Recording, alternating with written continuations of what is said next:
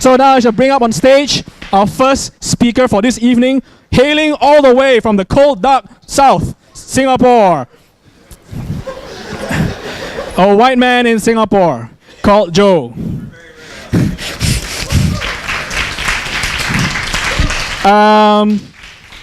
So before I hand the mic, again, normal process, standard procedure.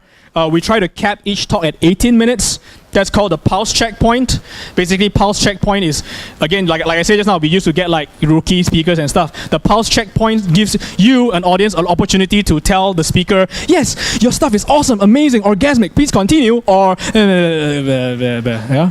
Okay, so very simple. After the thing is, it'll be polite. It's an R2D2 squeak, so it doesn't like scream at you. Then it's as simple as he'll just say, do you guys want me to continue? And then if you want him to continue, you just nod your head, right? If you don't want him to continue, avoid eye contact. I'm just walking up. It's gonna be like 80 minutes in, and I'm done. So that's how we roll. But again, with all due respect, Joe is an awesome guy. Honestly, I don't think I even need to do this. But you know, we're all fair and love and democratic and all that, right? That's what the chairman said. That's how we roll. Put it in deeper. Round of applause for Joe. Okay. All right. All good? All good. So which one's forward? The one that says forward? Okay. And there's a laser as well. Laser? You always need a laser. Sharks with lasers. Hi, everyone. My name's Joe. I am the Startup Business Development Manager for Amazon Web Services. That will be all that I talk about Amazon. Sorry, is that better? Can you hear me okay? That will be the last thing I talk about. This has nothing whatsoever to do with Amazon Web Services. It's actually part of a presentation that I do for startups all across Asia Pacific, but I was unable to make it to the one that we had here in KL. And so this is the brief version of this. So this is all based upon my own experience. These are my opinions. I've done a few startups myself. The first one was called Netscape. That means I'm very, very old. And the second one was one called DoubleClick, which then became, it was bought by this stupid search engine I didn't hear about at the time called Google. So after that, life was a little different. So this is my first job. And this is my opinion. There's my Twitter handle if you're interested and you want to know about some of the stuff that we are doing. You can follow me there. And that's enough about that. So I'm going to give you a really high-level view of some of the decisions that a technical co-founder needs to make in a startup. Just to kind of get a gauge of the audience, how many people here would consider themselves very technical? Okay, how many people actually like code? Oh, good. Okay, this is really high level, I'll be honest with you guys. This is going to be very high level. Really depends on the audience how much I can get into. So I used to have on here how to meet your technical co-founder, but I took it out for this particular session. But if you are interested in that part, I can talk to you about that later. So we're going to talk about how you choose a stack, what's important from a technical standpoint, some development tools that I've used and put together myself, then some design patterns that are quite important, I think, for new startups when you're building your application, especially if you're building an internet-facing application, and then some interesting deployment patterns that we see out there. So we'll start off by choosing a stack. So what do I mean by choosing a stack? That's basically there's a whole lot of different languages out there. There's going to be a lot of different choices that you can make for hosting, for example. There's lots of different databases out there. There's different frameworks that you can use. How do you decide what you want to do? If you're the technical co-founder, are you going to immediately start using whatever technology that you're interested in? That might not be actually the best idea. Myself, I've used several different types of stacks depending on the problem that I'm actually solving. So I'll start off here. So very first, does anyone guess which one I'm going to say you should choose? Absolutely. Absolutely. No, of course. So you're going to have to choose different OSs. There's actually different reasons why you would maybe consider Windows. I did have two startups that ran what was called litigation support.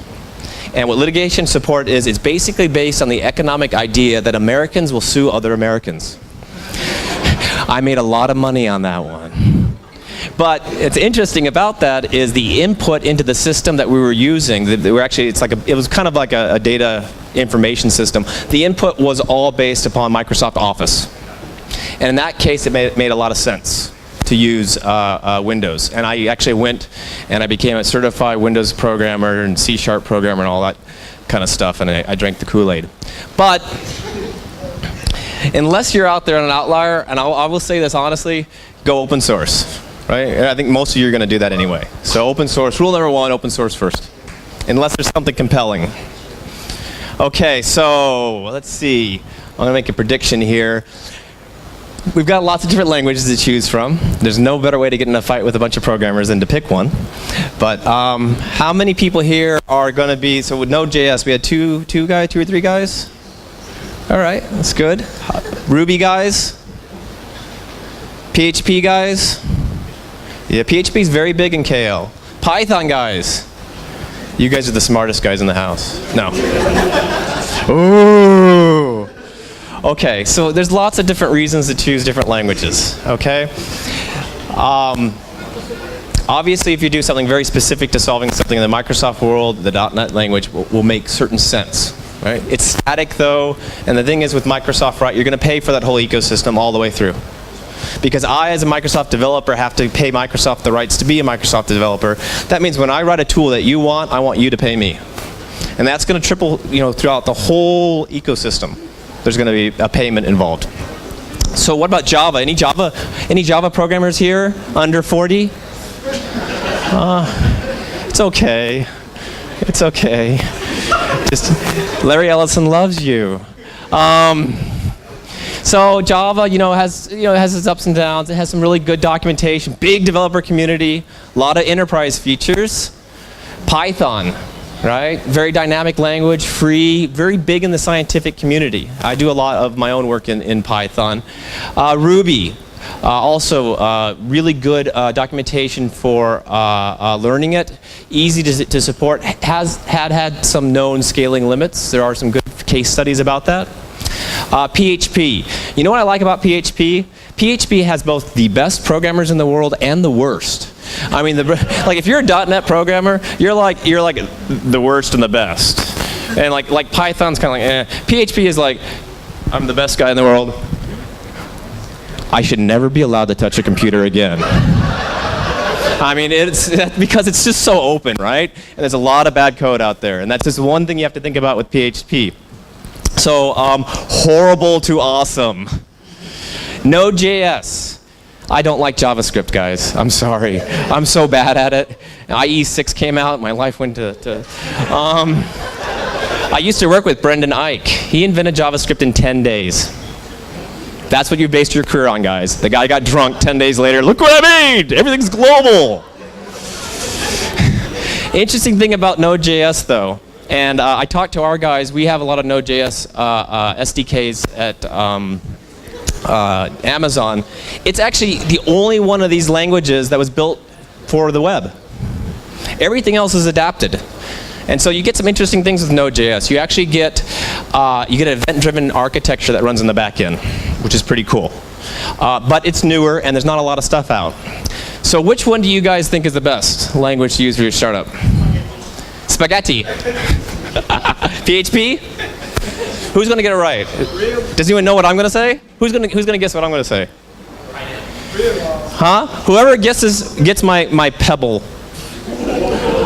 Oh yeah! I just raised the bar. I saw your Pebble. Your Pebble buddies.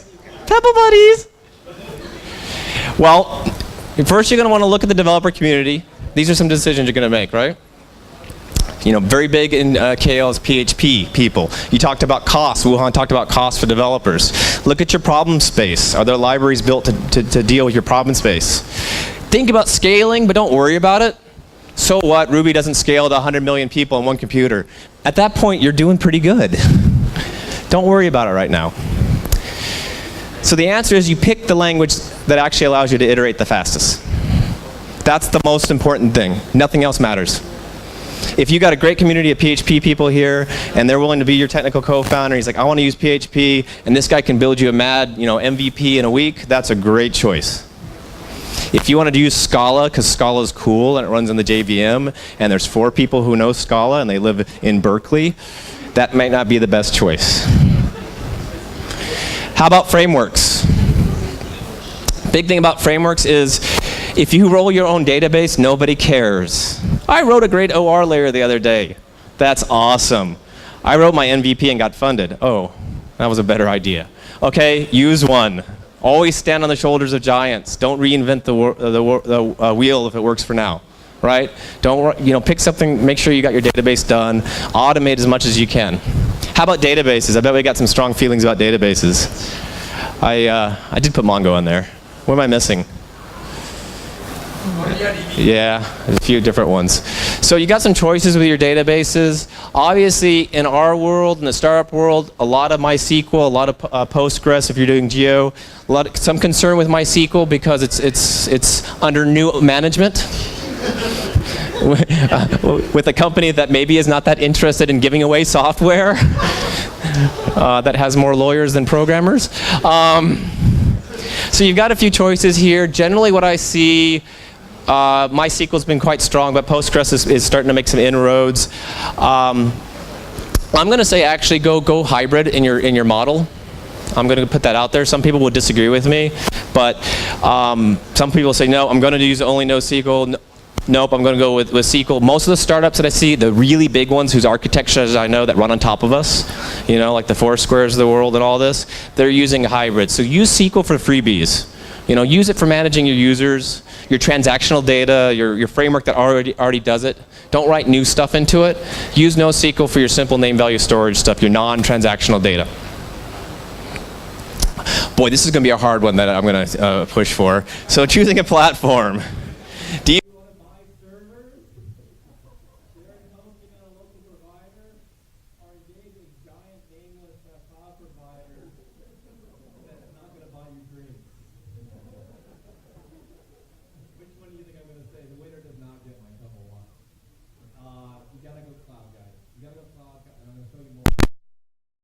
here. It's really, and when I say cloud, I'm not talking about you're getting someone to host your website. I'm talking about you're actually going to develop your app to take advantage of the cloud. Source control, I'll touch on this pretty quickly because I know this you have a lot less time. Which of these 2 do you think I'm going to recommend and why? What's that? GitHub and? Why? Several reasons, okay? First of all, actually these are services and these are technologies, right? So I cheated a little bit. Okay, what is it? It's distributed. Don't use any of this old stuff that's not distributed. You will need somebody who's sitting over in Eastern Europe somewhere who has got some mad skill and needs to code on your project. Do not set up Perforce for him. Okay. Personally prefer Mercurial because it's written in what? The greatest language ever, which is Python. Either one. This is stronger. This is going to be stronger on Windows environments and GUIs. It's going to be stronger in the command line. I also would recommend overall, I quite like Bitbucket over GitHub because GitHub's model is social coding, where Bitbucket will actually run, you can run in up to 5 projects, and you can run it as privately or openly as you want. Both of them support Git, both support Mercurial. You wouldn't go wrong with either one. Continuous integration. Who knows anything about CI? Good. Good. Which one do you think I'm going to recommend? Okay, so definitely I have a very strong preference. Unless I'm doing something very specific to Windows only, in which JetBrains and TeamCity is very good, I'm going to highly recommend Jenkins, not Hudson. Why? Because Jenkins, the development's is working quite well. It's a fork off of Hudson. It's free of any kind of interference. It works really well with all the stuff that I do. I'm also going to say you're going to want to start that very early in your process. Believe it or not. Actually, my startup, one of the very first things is I set up continuous integration, and I'll show you a little bit why later. You're also going to have to embrace infrastructure as code very early. And whatever you want to choose is fine. I like Puppet because it's easy. It's so easy. So other people like Chef. Either way, you're going to have to need this concept. And this is going to kind of come together towards the end here, if I don't run out of time and you vote me off. the island. Here are some great team tools that I put together. If you're interested, Trello is awesome Kanban. It's free, right? It's Joel on software. Atlassian has a tier where you can use all their stuff for $10 up to the first 9 users, I believe. The 10th user is like $1,000. So they get you. But until you have 10 actual employees, they got some free stuff. Yammer's good. BitTorrent Sync, my friend turned me onto this. It's build your own Dropbox using BitTorrent. So you want a way to have like 500 gigs you want to share with your whole company, but you don't want to pay for Dropbox, and you all have extra drives at home or sitting around or wherever, or you put it on the cloud. This thing works great, and it's free. And you can use it to download movies. I would never do that. I use Amazon Videos. So use cheap and free things. Use cheap and free things. Okay, here's some design patterns. First of all, when you build your startup, from day one, you want to start building it for the cloud. And the cloud gives you basically 3 things that you want to build for. Okay, it's elasticity, which means you can use unlimited resources from the cloud. Okay, it's horizontal scaling, which means you can scale up. And it's global presence. You need to build for these things very early in your process, unless you're trying to solve a very localized problem. But even then, there's some global presence that you can consider.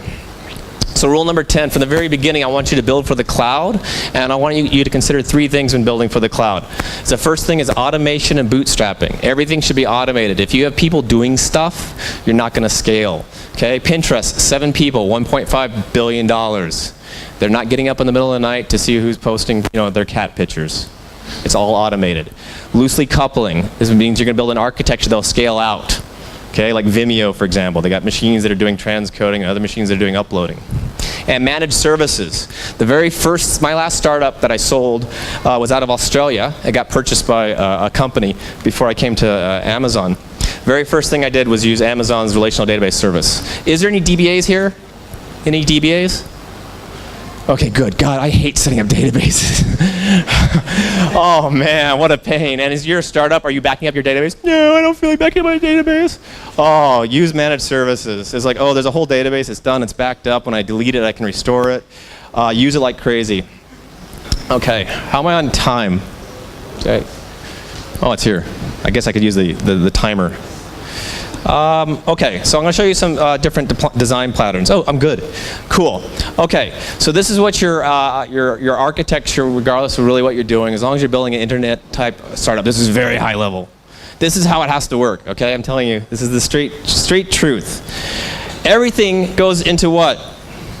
Everything goes into source control. There is not a single thing that is done on the system that does not go through source control. That means setting up the web server, setting permissions, all that stuff. Why? Because you're what? You're using the cloud, and what does that cloud allow you to do? It's automated. Everything's an API. That all goes to the CI server, right? So there's Jenkins. Okay, and everything is going into cloud storage. If I ever hear, like, I lost a week's worth of data because I didn't put stuff in Dropbox, you're stupid, right? I mean, come on. You can back everything up. Durable cloud storage. This guy is now deploying your whole system to the cloud. That means Jenkins or whatever you want to use. I don't care. You can use Hudson, you can use Bamboo, whatever. That is deploying it. And very early on the process, you are going to use durable cloud storage for everything that a web server doesn't need to be serving off dynamically. You're going to build behind the load balancer. Why? If you don't build behind the load balancer very early, then when you turn that load balancer on, you're going to say, oh gosh, I screwed up.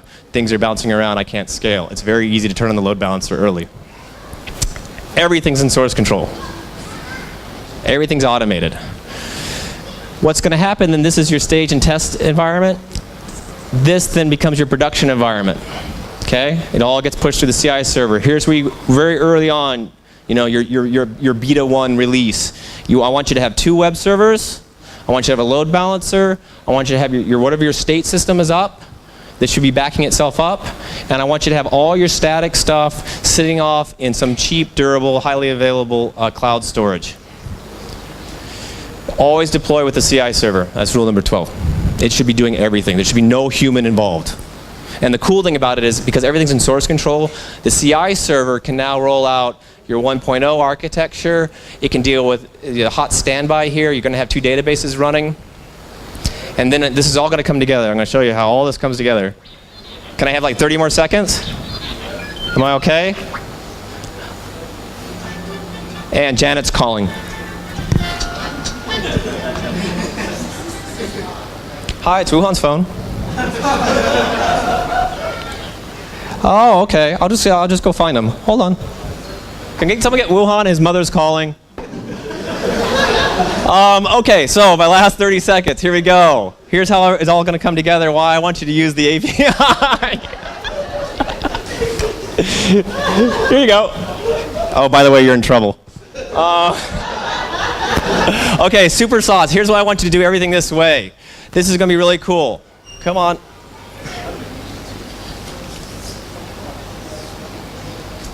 The AirPlay or something's not working. There we go. Okay. The whole architecture is the application because everything's in source control, everything's programmable. You're no longer writing like a PHP app. You're actually writing an entire scalable web architecture that includes everything. Right? There's no longer a database guy. There's no longer a guy who specializes in setting up and hardening your web server, for example. That's all now part of your development team. Okay? And the way that works is like this. Your CI server is now deploying version number 1. I don't ever update. I never update. What I do is I roll out a completely new version of everything because my CI server can do that. Because what? Everything's in source control. Everything's in API. While I'm running this version, I can bring my users over to this version over here, version 1.1 of a whole new architecture, and then I can turn off the old one and stop paying for it. Doesn't matter which cloud provider you choose, they're all pretty much going to allow you to do something like that. The cool thing is, something goes wrong with 1.1, I can always roll back 1. And then I can do the same thing for 2. That also means when there's a bug in version 2, the developer can go and say, hey, CI server, set me up my own sandbox of version 2. And I can debug it. Okay, this is how the big guys scale up, and you can do this very early from the beginning. And that's all I've got. So thank you for that extra couple minutes, and there's my information. All right. Who's next?